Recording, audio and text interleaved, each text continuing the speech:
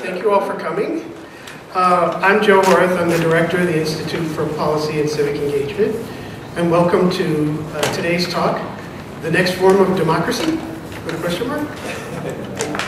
I don't know. I don't have my acting chops yet, so I can't force that into a question. But recognize that there is a question mark there and it's intentional.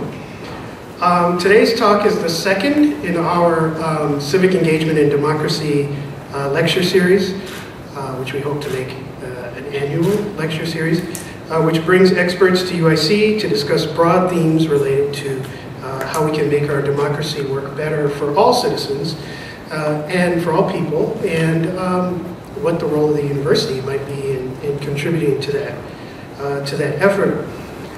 Today we are honored to have a guest speaker, Matt Leighninger, Executive Director of the Deliberative Democracy Consortium, whom I will introduce shortly. I will just say a few quick remarks. Matt will speak, and then we'll open it up for questions and discussion.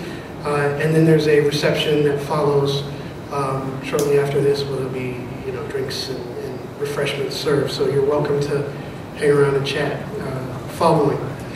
As director of the Institute for Policy and Civic Engagement, or IPSE, as you might hear me or others say, I can't tell you how excited we are to be hosting this discussion today.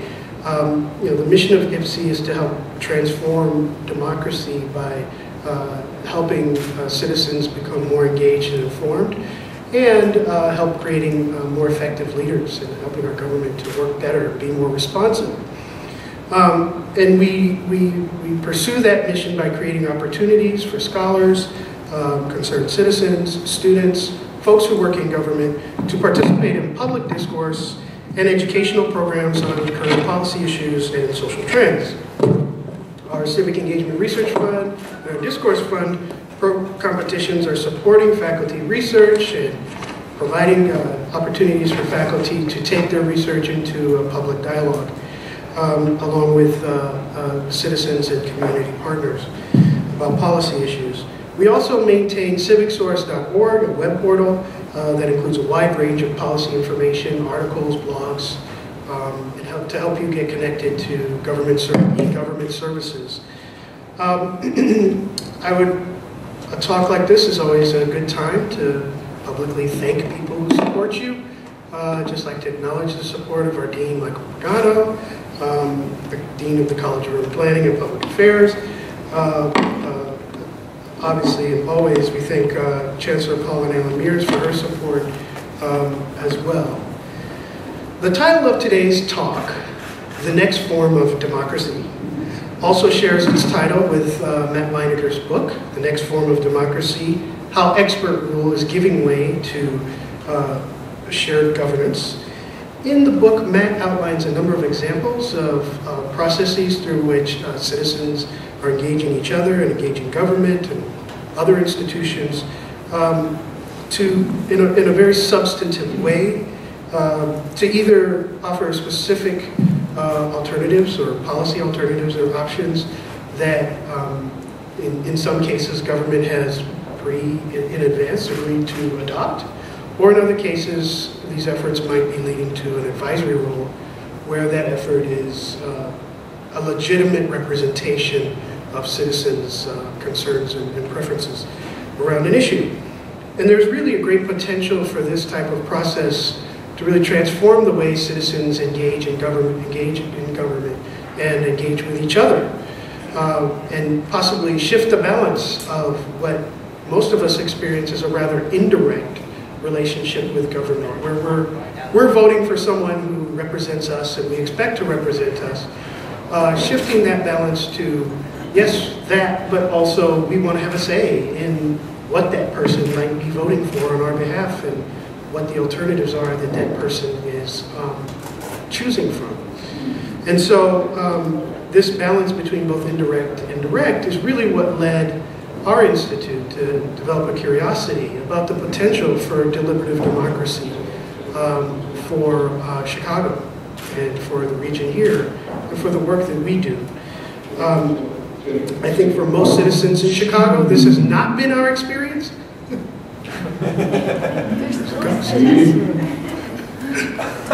I'm really good at throwing my voice there.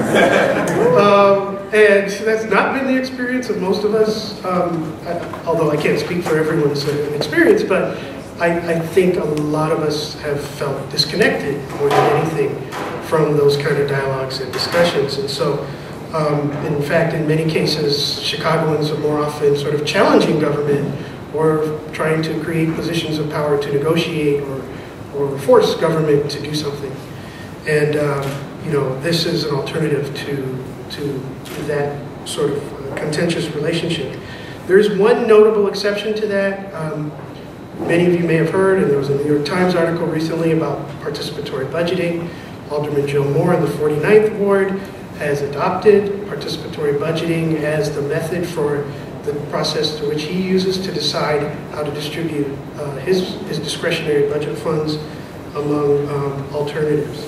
So again, we at IPSI developed this curiosity about what this might mean for us, and we invited Matt to help us sort of wrap our heads around this notion, and I hope that today's discussion will achieve two aims. We'll learn more about the process, and we'll have a robust discussion about deliberative democracy.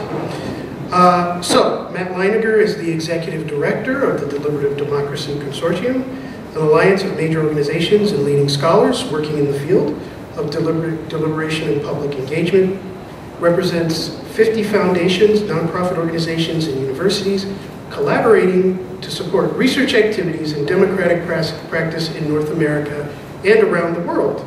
Over the last 18 years, he's worked with public engagement efforts in over 100 communities, 40 states, and 4 Canadian provinces. Let's give a round welcome to Matt Leighninger.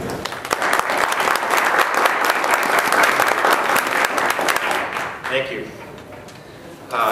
It's great to be here. Thanks in particular to Joe and to Norma back there, who of course made all this possible and also are just doing really interesting stuff at IPSI.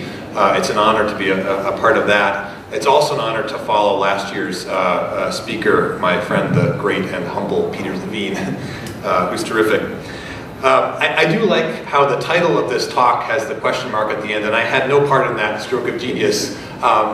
It kind of gives it a kind of incredulous, you know, plaintive quality. You know, the next form of democracy? Really? Really? You know? And I think that's a nice fit for how, you know, a lot of us, particularly here in North America, think about democracy. You know, it kind of reminds me of you know, Winston Churchill's famous line about democracy is the worst form of government, except for all the other forms that have been tried. And so I think, you know, part of it, what's interesting about this is, you know, I obviously as an advocate, as a believer in democracy, I think this view is kind of wrong because it's fatalistic, but also it kind of carries with it the assumption that somehow democracy is this kind of static, inflexible political system that's kind of been handed down to us from on high. And of course, when we all kind of stop and think about it, we realize that democracy, in fact, has been changing right along, kind of right under our feet, you know, sometimes whether we like it or not. So, you know, that's, I think, kind of interesting. And I think one of the things that, the reasons that countries in the global south, in particular, you know, places like India and Brazil, have become the world's leading democratic innovators is that they don't have that sense that democracy is static. They know that it's changing. They know that it's something they can experiment with, and they're not afraid to do it. So I'm going to try to kind of talk about how I think democracy is changing, you know, where it might be headed, what we might want to do about it. These are you can get actually these slides on SlideShare if you want. There's a couple of guides that I'll be mentioning in particular that you can get. They're free to download from National League of Cities or the IBM Center. And I think what I'll try to do here is I'll be kind of drawing general conclusions, but from a bunch of mostly local participation projects that have happened. And I just kind of picked a bunch of these that have happened in different parts of the world over the last 10, 20 years, just to give you a taste of kind of the diversity of this kind of work that's happening. I think we're in the midst of a particularly dramatic shift in the evolution of democracy. I mean, if you kind of think about the theory of natural evolution, and, you know, Stephen Jay Gould and the theory of punctuated equilibrium, basically kind of saying that evolution happens in a very slow way most of the time, but every once in a while it speeds up.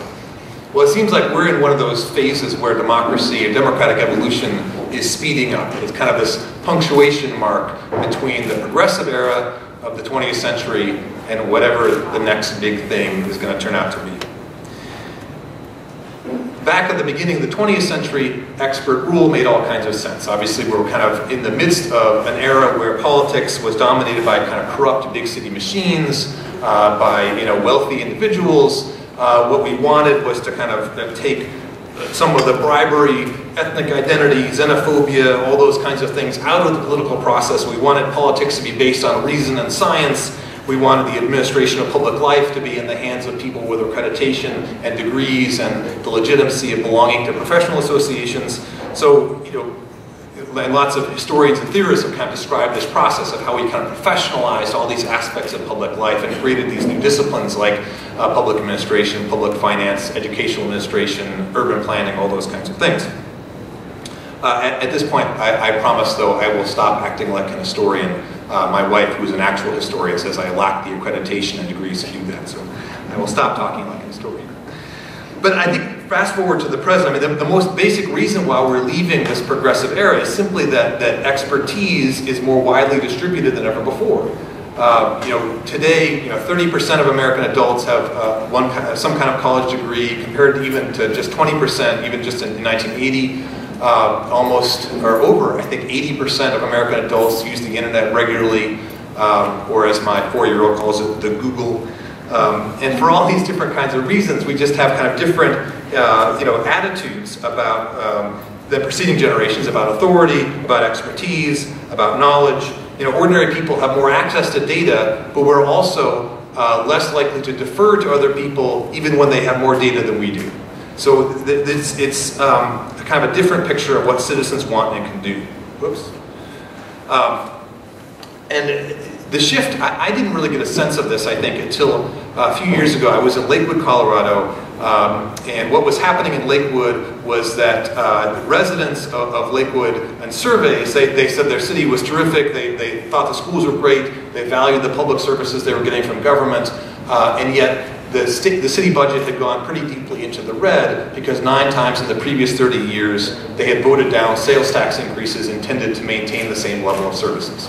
So I was in this meeting, the mayor had called together these various community leaders and neighborhood leaders and basically was saying, look, what do you want me to do? Do you want us to cut services? Do you want us to raise taxes? How do I do this? And finally somebody in the meeting said, Steve, Mayor, we like you, we think you work hard for us, but basically what we have here is a parent-child relationship between government and citizens, and what we need to create is an adult-adult relationship. And that was a nice image for me of what I realized I was seeing in all these other places as well, this kind of dramatic, generational shift in what people want and can do. And I realized that, people these days, we're too busy to devote a lot of time to public life. And yet when we get to the table, we bring more skills and capacity than ever before. That people in many ways feel more entitled to the protection and services of government, and yet less confident that those institutions are actually going to be able to deliver. People in many ways are less aware of what's happening in their neighborhood or their community, but when they find an issue, a cause, a decision that they care about, they're better able to find the resources, the allies, the information they need to make an impact on that issue. So you can kind of sum this up by saying that essentially that people are less willing to be governed and better at governing than ever before. And that's a huge shift and something that has all kinds of impacts because our systems aren't set up for that. So thinking about it that way, I think it's a little wonder that we're shifting to some kind of new form of politics. And it's also, I think for me, not a surprise then that progressives, or some progressives, and I don't mean progressives in the historical sense, but progressive Democrats today, don't necessarily feel all that comfortable with kind of notions of small d democracy. I mean, this idea that